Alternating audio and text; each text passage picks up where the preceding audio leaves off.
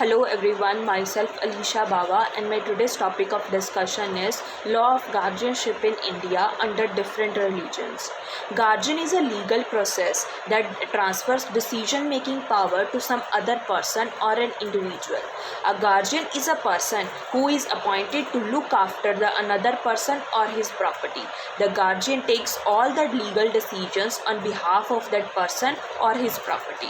The occasion for taking care of some another person may arise if that person is a minor, that is, if he has not completed the age of 18 years, or it also refers to the guardianship of a person who because of some physical or mental deficiencies is unable to take care of himself or his property.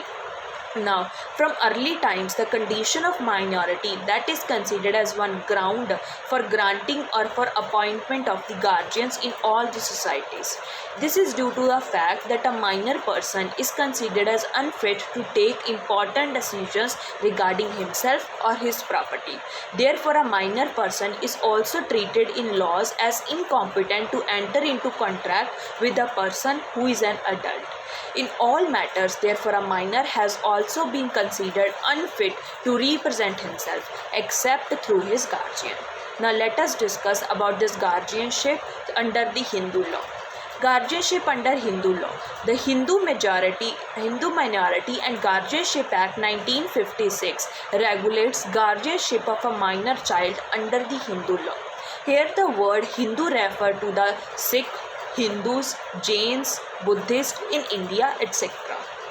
A minor is described as someone who is below 18 years of age under Section 4 Clause A of this Act, whereas Section 4 Clause B of this Act defines guardian as an individual who is responsible for the child's care, property or both. The various forms of guardianship in India includes the natural guardian, testamentary guardian, guardian appointed by affinity, de facto guardians and guardians appointed by the court. Now, the first being natural guardian. Only 3 people are considered to be the natural guardians according to Section 6 of the Hindu Minority and Guardianship Act 1956. The mother, the father and the husband. A father or a husband of a minor child or a minor wife cannot strip off their natural guardianship unless the court considers them incompetent to take care of that minor child or wife. According to the Hindu Minority and Guardianship Act 1956, the welfare of a minor child that is of paramount importance, and if the court decides that the guardianship of a person is not in the best interest of the child, the court may remove that person as the child's guardian. Now the next being testamentary guardians. The testamentary guardian is a guardian appointed in a will by a natural guardian. A person has a testamentary right to appoint a guardian for his legitimate children or property or both. But if a mother is alive even after the father's death, she will be the guardian of the children. A mother of illegitimate children has the authority to appoint a guardian for their children, property or both. The guardianship of a minor girl ends when she marries, and it does not come back even when she becomes a widow while still a minor. A person named as a testamentary guardian has right to refuse to be the guardian, but once he has agreed to be the guardian, he cannot refuse or resign unless the court gives him that permission. Now let us discuss about the guardians appointed by the court. The court can appoint a guardian to a child under the Guardian and Wards Act 1890, which would be the certified guardian. The act confers powers to the district court. Here, a district court can choose or select any person as the guardian of the child if he thinks it to be necessary for the child. The Act specifies that while appointing the guardian of a child, the court must consider the child's sex, age, parents' wish, and the personal law of the child. The Act considers that the welfare of the child is of paramount consideration, and any decision taken by the court should be for the welfare of the child.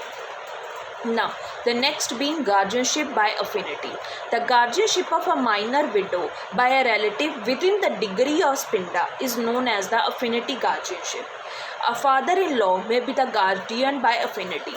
by Section 13 of the Hindu Minority and Guardianship Act, which states that the child's welfare must come first, so that it's important to make sure that the minor widow is safe and that her needs are met by the guardian by affinity.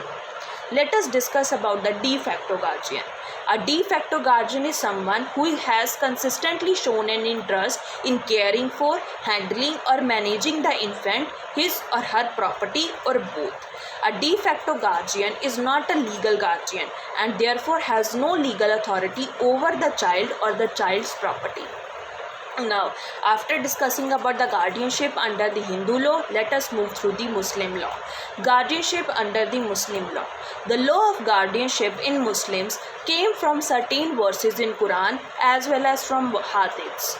Under Muslim law, there are only three types of guardians. The first one being the natural guardians. The father is only considered as the natural guardian of the child under Muslim law, and mother is not considered as a natural guardian even after the father's death. Only the father's legitimate child are under his guardianship. He is not entitled to be the guardianship of that illegitimate children. A Muslim mother may have custody of her children, but she is not allowed to be their guardian. Next one being the testamentary guardian. The term wali or amin refers to a testamentary guardian. The father can appoint a testamentary guardian in both Shias and Sunni traditions. In absence of the father and his appointed executor, the grandfather has the right or the power to appoint a testamentary guardian. In both Shias and Sunnis, the mother has no right to name a guardian for her children. Next being the guardian appointed by the court. When a natural and testamentary guardians fail, the court has the right to appoint a guardian for the children. The Guardian and Wards Act of 1890 governs the appointment of a guardian for a child from any group. The act empowers the district court to nominate a guardian after considering the child's best interest.